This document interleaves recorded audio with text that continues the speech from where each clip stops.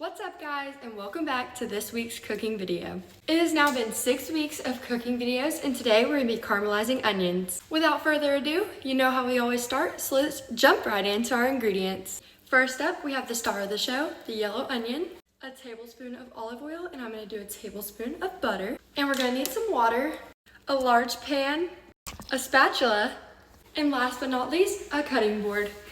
And I almost forgot, we're gonna need a knife. Let's get started by cutting our onion to the cutting board. First, I'm going to begin by cutting both ends off the onion and peeling all of the outside layers off.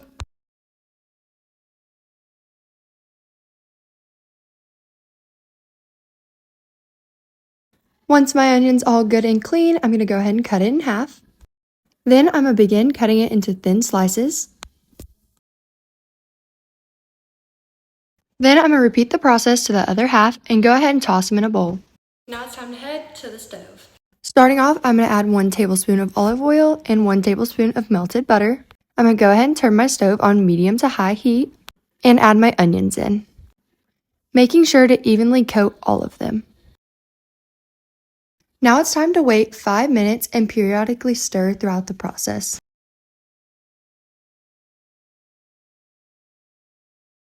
As you can see, my onions are starting to brown.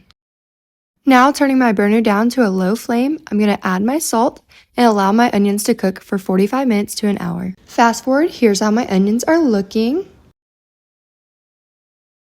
Alrighty guys, this is my finished product of my caramelized onions. They are a little more cooked than I would typically go for, however, it still tastes just as good. With this being said, I hope you enjoyed my cooking video and I hope you come back for next week's video as well. Bye guys!